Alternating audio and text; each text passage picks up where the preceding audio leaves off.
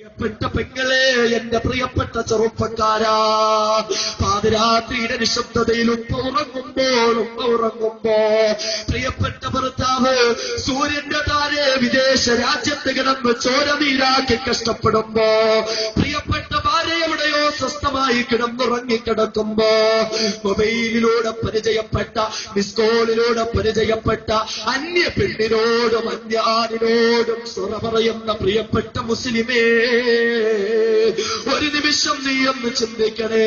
നിന്റെ കാമുകനോടും കാമുകയോടും നീ മൊബൈലിലൂടെ സ്വറ പറയുമ്പോ തൊട്ടടുത്ത് കിടക്കുന്ന മക്കൾ അത് കേൾക്കുന്നില്ലല്ലോ, തൊട്ടടുത്ത് കിടക്കുന്ന ഭാര്യ അതറിയുന്നില്ലല്ലോ, നിന്റെ ഉപ്പയോ ഉമ്മയോ അതറിയുന്നില്ലല്ലോ.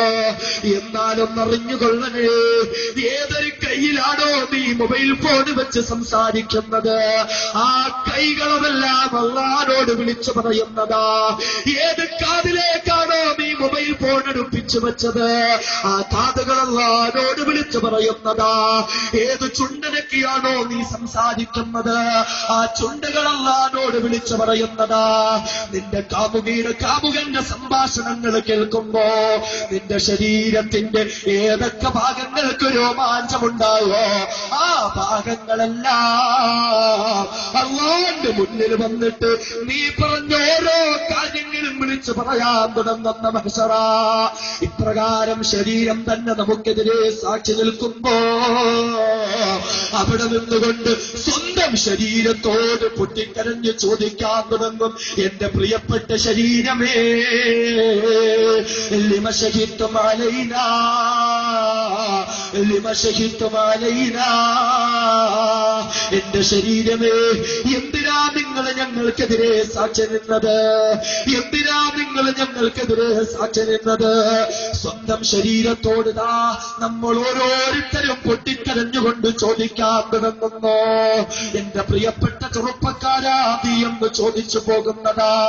നിസ്കാരം പോലും ഒഴിവാക്കിക്കൊണ്ട് തണുപ്പിന് വകവയ്ക്കാതെ രാവിലെ എഴുന്നേറ്റ് ജോഗിങ് നടത്തിയതെന്തിനാ? ഈ ശരീരം പുഷ്ടിപ്പെടുത്താൻ വേണ്ടിയാ. മൾട്ടി ജിംനേഷ്യത്തിൽ പോയി ഭാരമെടുത്തുയർത്തിയതെന്തിനാ? ഈ ശരീരത്തെ പുഷ്ടിപ്പെടുത്താൻ വേണ്ടിയാ. ഞാൻ കള്ളു കുടിച്ചതെന്തിനാ? ഞാൻ സിഗരറ്റ് വലിച്ചതെന്തിനാ? ഞാൻ പാൻപരാഗും ഷംപുവും കൈനിയുമെല്ലാം ഉപയോഗിച്ചതെന്തിനാ? ഈ ശരീരത്തിന്റെ ലഹരിക്ക് വേണ്ടിയല്ലയോ?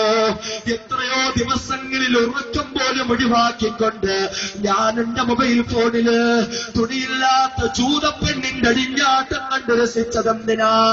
എല്ലാം ഈ ശരീരത്തിന് വേണ്ടിയല്ലയോ? ഇത്രത്തോളം ഞാൻ ഈ ശരീരത്തെ സ്നേഹിച്ചെങ്കില്, ഇത്രത്തോളം ത്യാഗങ്ങൾ ഞാൻ ഈ ശരീരത്തിന് വേണ്ടി സഹിച്ചെങ്കില്, എന്റെ പ്രിയപ്പെട്ട ശരീരമേ, ലിമ ശഹിദ്തും അലൈനാ, ലിമ ശഹിദ്തും അലൈനാ, ലിമ ശഹിദ്തും അലൈനാ, എന്തിനാ ശരീരമേ നിങ്ങൾ ഞങ്ങൾക്കെതിരെ സാക്ഷി നിന്നത്? എന്റെ പ്രിയപ്പെട്ട സഹോദരി, നീ എന്ന് പൊട്ടിക്കരഞ്ഞുകൊണ്ട് ചോദിക്കാൻ തുടങ്ങുന്നതാ. ഞാൻ എന്റെ മുഖം കേശലി ചെയ്തതെന്തിനാ? ഞാൻ എന്റെ മുഖത്ത് ക്രീമുകൾ പുരട്ടിയതെന്തിനാ? ഞാൻ എന്റെ മുഖത്ത് പൗഡർ പൂശിയതെന്തിനാ? ഞാൻ എന്റെ പിരികം പ്ലഗ് ചെയ്തതെന്തിനാ? ത്രെഡ് ചെയ്തതെന്തിനാ? കൺമശി കൊണ്ട് വരച്ചതെന്തിനാ? ഞാൻ എന്റെ കൺപോളകളിൽ ഐലൈനർ കൊണ്ട് വരഞ്ഞതെന്തിനാ? ഞാൻ ശരീരത്തോട് ഒട്ടിപ്പിടിച്ച് കിടക്കുന്ന ബോഡി ടൈറ്റ് ഫിറ്റ് ചുരിദാറുണ്ടല്ലോ, കുഞ്ഞാടിലൂടെയും കുഞ്ഞലീനയിലൂടെയും എനിക്ക് പരിചയപ്പെടുത്തപ്പെട്ട ചുരിദാറ്, അത് ധരിച്ചന്യ പുരുഷന്റെ മുന്നിലൂടെ നടന്നതെന്തിനാ? കടയിൽ നിന്ന് വാങ്ങിയ ലൂസായ പർദ, അതെന്റെ ശരീരത്തിന്റെ തടിപ്പും തുടിപ്പും വെളുപ്പും പുറത്ത് കാട്ടുന്ന രീതിയിൽ ബോഡി ടൈറ്റ് പോലെ ഞാൻ അടിച്ചതെന്തിനാ? ബോഡി ഷേപ്പാക്കി ഞാൻ മാറ്റിയതെന്തിനാ?